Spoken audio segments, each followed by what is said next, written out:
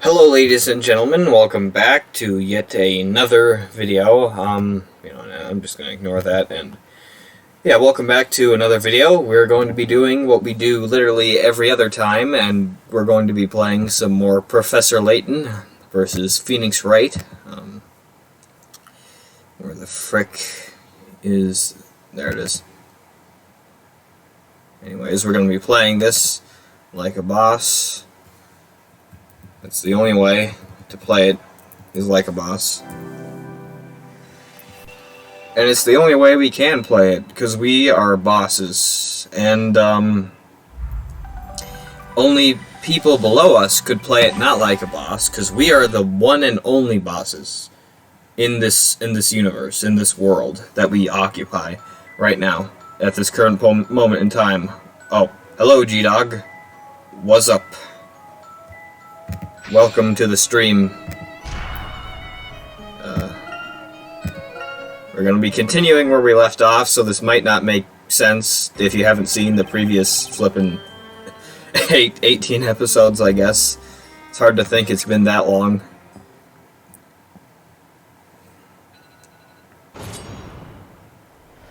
Okay, testimony. I skipped through the testimony because it's all going to be repeated. Someone's flipping phone is ringing, and I'm just gonna ignore. Can they turn the phone off? You can't hear it, but I can hear someone's phone ringing, and it's really, really annoying. And I don't know why they can't just turn it off. But anyways, the same magic trick was used. Why? I can't. Where is it?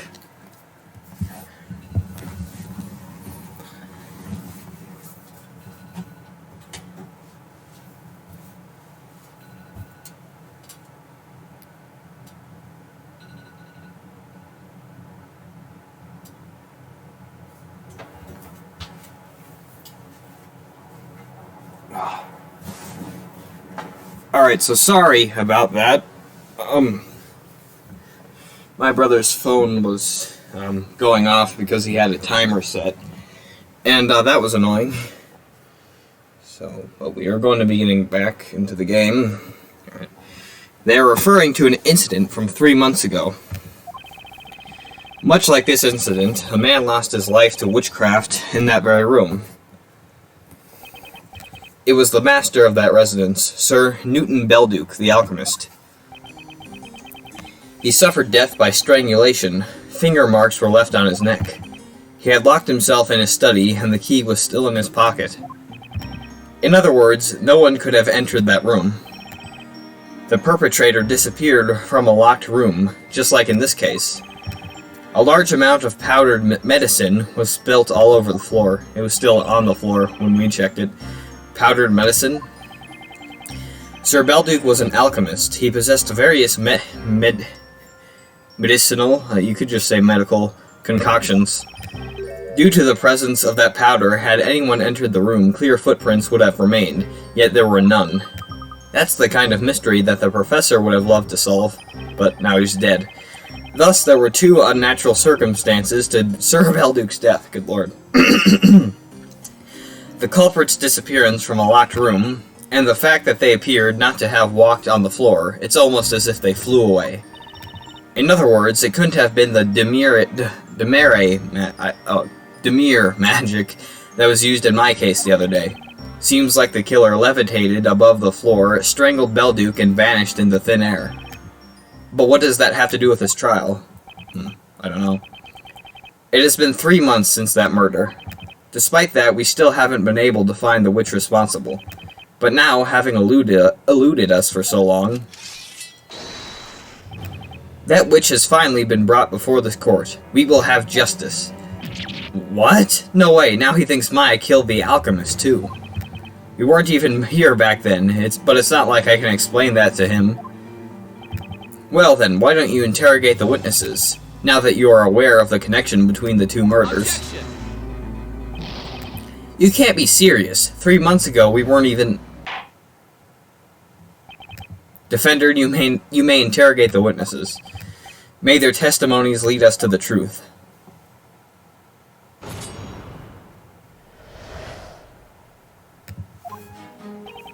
We all know what happened to that alchemist, so this case is no mystery. Hold it! You're talking about Mr. Belduke's murder, which took place in a locked room? Yeah, a real shocker, alright. Everyone was talking about it. People don't say this out loud, but you know, hey, you're thinking it too, eh? I don't have the faintest idea what you're talking about. Ain't it clear as day? He was an alchemist. An alchemist. Alchemy's just like magic, ain't it? Sir Belduke was a man. Only a woman can be a witch. What's more, witchcraft has nothing to do with alchemy. They're different, somehow. Alchemy is the mysterious art of... Yo, welcome. Make sure not to do it, though, Jake. But anyways, welcome. Alchemy is the mysterious art of manipulating the forces of nature, or so it is said. That's kind of what magic is. Well, that sounds a lot like magic to me. Exactly. Alchemy is incomprehensible to regular people. Soul magic, really. And you know, a couple of days before the witch got him, there was that lightning that struck. Lightning? Glad you're asking, because I'd like telling that one... Oh, that's yellow lightning. Very interesting. Yellow lightning does actually exist, but it's pretty rare, so... Yeah. All of a sudden, like a bolt from the blue sky, there was this bolt from the sky, only it wasn't blue. The sky lit up and turned blood red, and then, out of nowhere, an old-looking bell tower appeared in a burst of flames. Makes you realize Mother Nature's pretty powerful stuff, eh? You have strayed off the topic at hand, witness. This is a courthouse, not an inn. Save your thrilling stories for later. I wouldn't really call them thrilling. You're being too nice. Same place, same magic trick. This time, her luck ran out and she dropped that magic scepter. Hold it!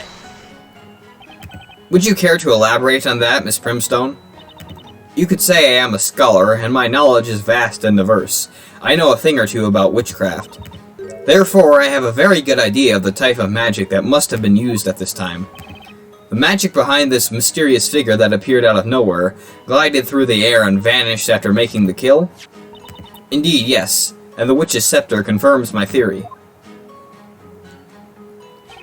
A brilliant deduction. I am honored to have studied under an excellent teacher such as yourself, Miss Primstone. She was his teacher? Actually, I guess that explains a lot. Our occult crime analysts have arrived at the same conclusion. Mr. Wright, I found it, the page about the purple magic gem.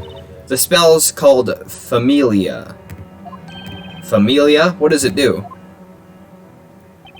The spell Familia, bound within this purple gem, is used to summon a familiar. Familiars appear out of nowhere, glide through the air, and vanish when their task is accomplished.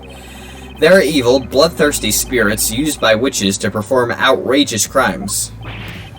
Evil spirits? Are you saying that the witch used a familiar to...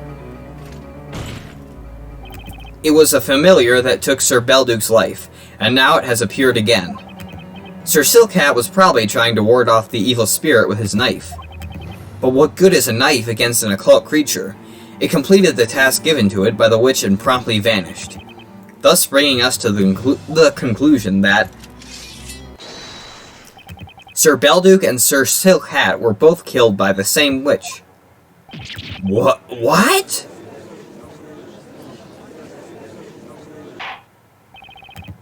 What an unexpected turn of events. The two incidents have been shown to be connected, due to the same witch's scepter having been used in both cases. Talia Magica updated in the court record. The spell Familia has been bookmarked in the Grand Grimoire. Summons forth a magical familiar from the shadows. Although it possesses a physical form, it is completely weightless. Oh, this is terrible!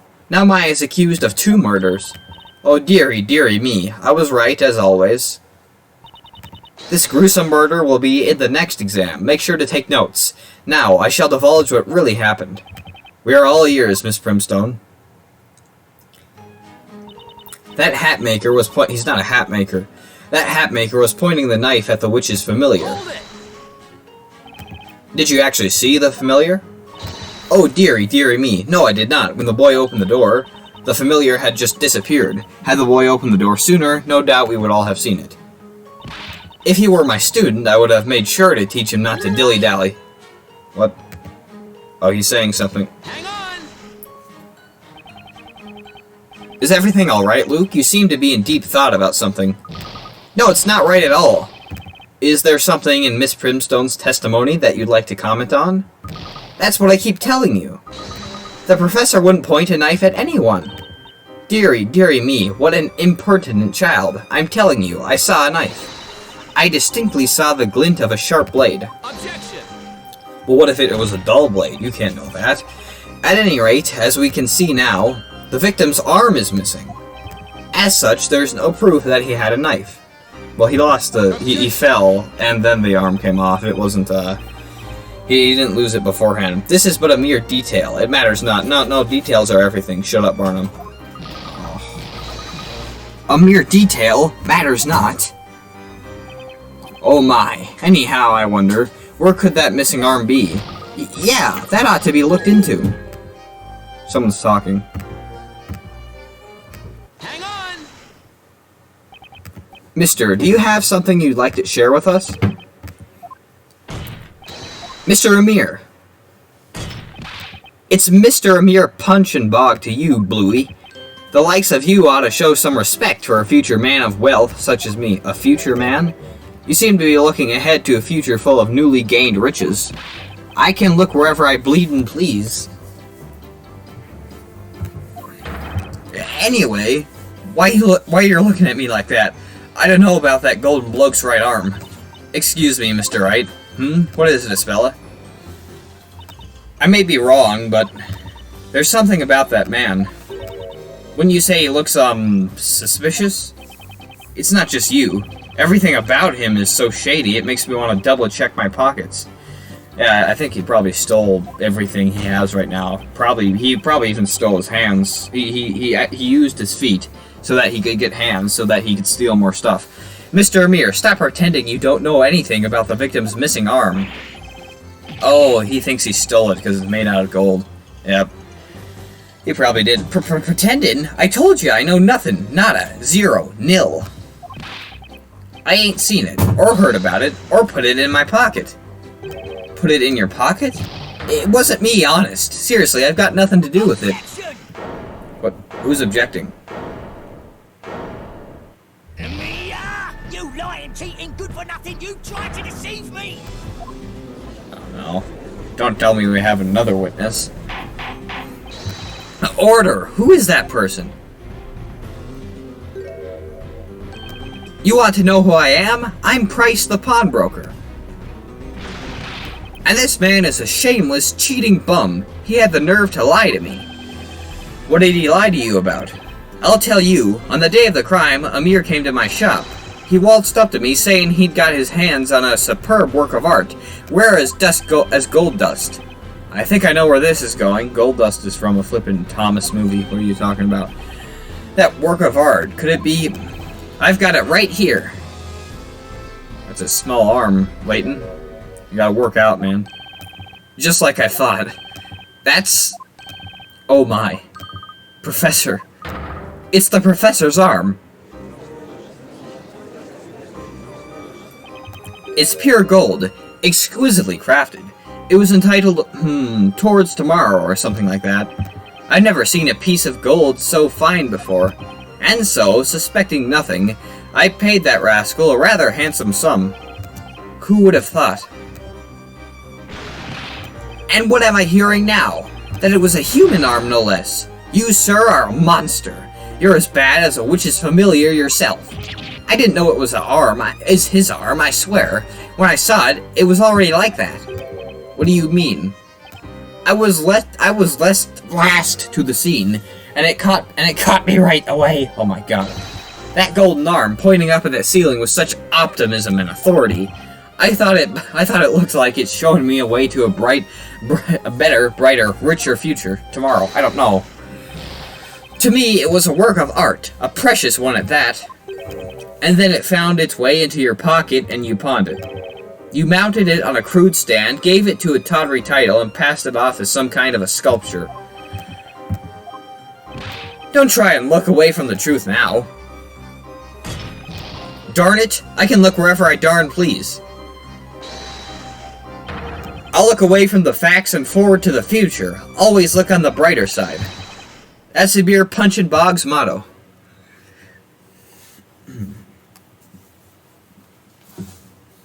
Oh, dang. Where were we now? Ah, yes. The victim's arm has now been successfully reattached by one of our masterful craftsmen. Knights of the court, you may resume the Inquisition. At least one thing's clear now.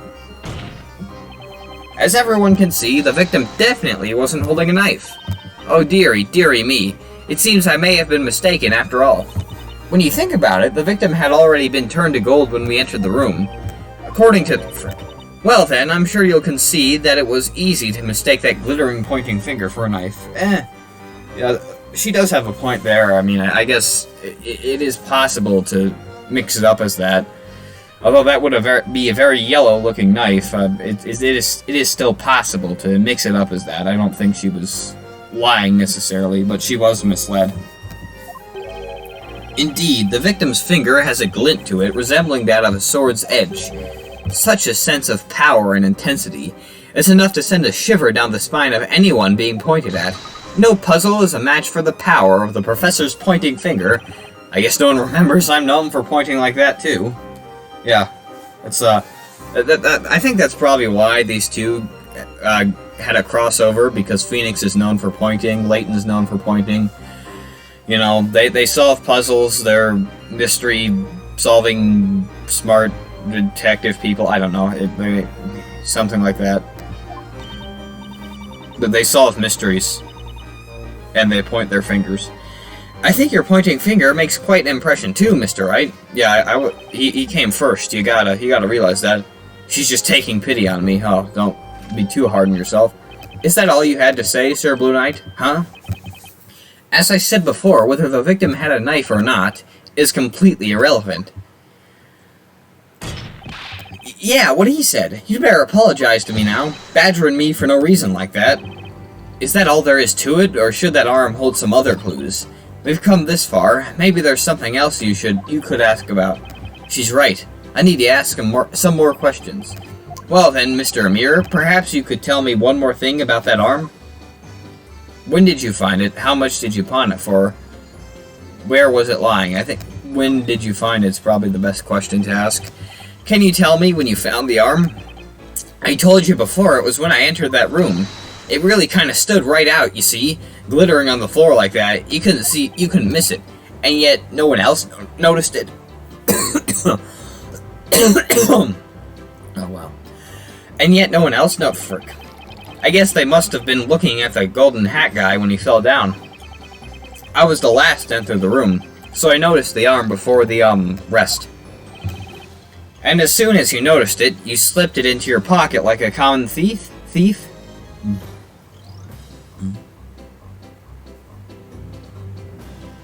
Hold on a second. I just realized that I didn't frickin' share this.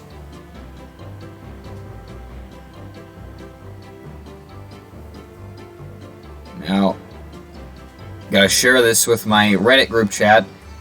For the few seconds I have left, well, not seconds, but for the time I have left, the little time, limited time, yeah.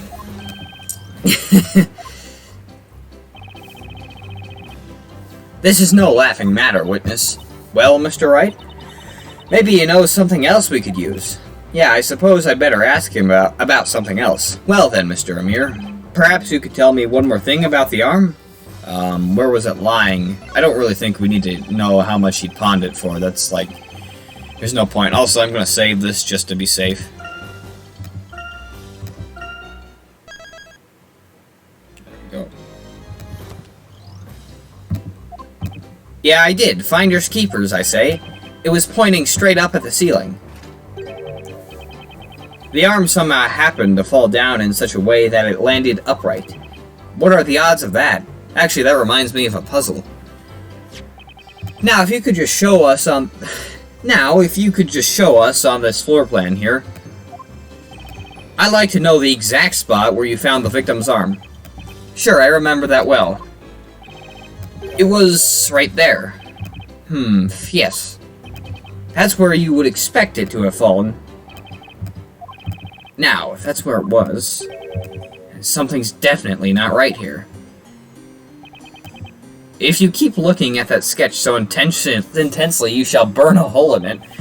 Or perhaps you're going to claim there's a contradiction in it somewhere. Well, yeah, this is a court of law. It's kind of the point of looking at evidence and stuff like that. I don't know why you really care so much.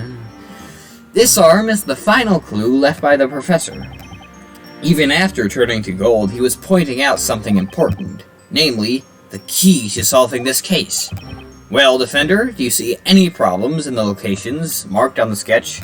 Alright, this is the best time to save right here.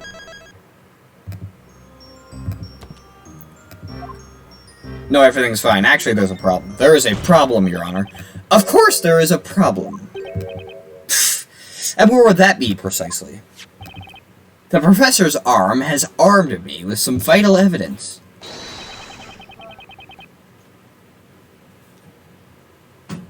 Its location leads to a huge contradiction.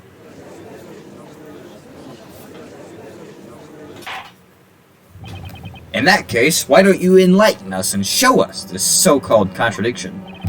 What contradiction does the victim's arm create? Let's think about this for a second. I think it's where this is right here. But I'm gonna use a hint just in case. Alright, so it's around this area then. Guess I'm gonna say this. Got it. The contradiction is right here. And this is the witch's scepter? What's the frick? First, the witch cast a spell on the professor, turning him to gold. When all of you rushed to the crime scene, that golden statue fell down, making a loud noise. Next, the witch dropped the scepter. What are you getting at, Sir Blue Knight? All witnesses agree with this order of events. That's right. They all agree that's how it happened. But then there's the arm. Well, what about it? Spit it out. Let's assume that Maya was the witch. Now, look at the sketch again. The witch dropped the scepter after having turned the professor into gold. The scepter tumbled along the floor and was found here, as asserted by the prosecution.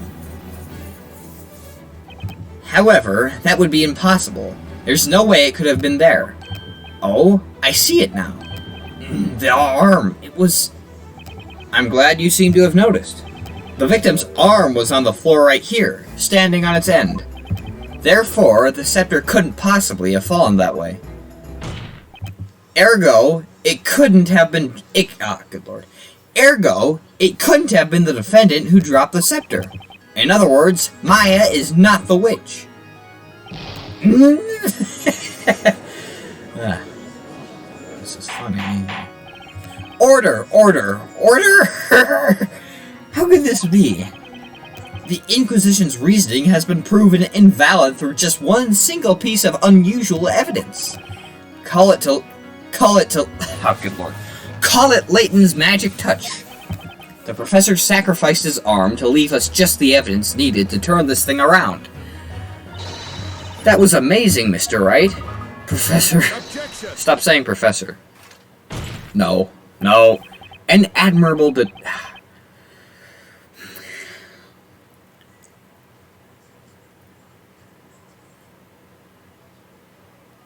An admirable deduction, Sir Blue Knight. That I cannot deny. Even if we are to assume your reasoning is correct and that girl in the cage is not a witch. Even if... In the many trials I have attended, I have become well versed in certain aspects of magic. I am all too aware of its potential to confuse people, befuddle their minds, and make their memories hazy. No one can resist such a maddening influence.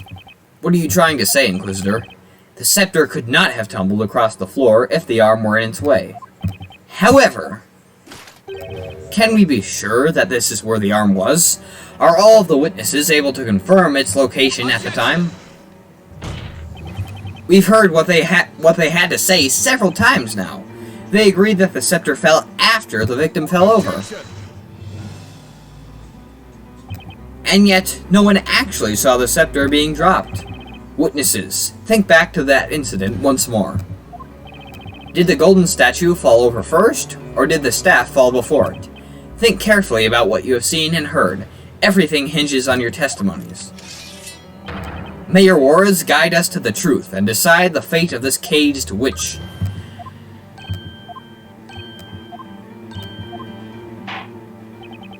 I was about to get ready to leave, but it seems there is need for further questioning.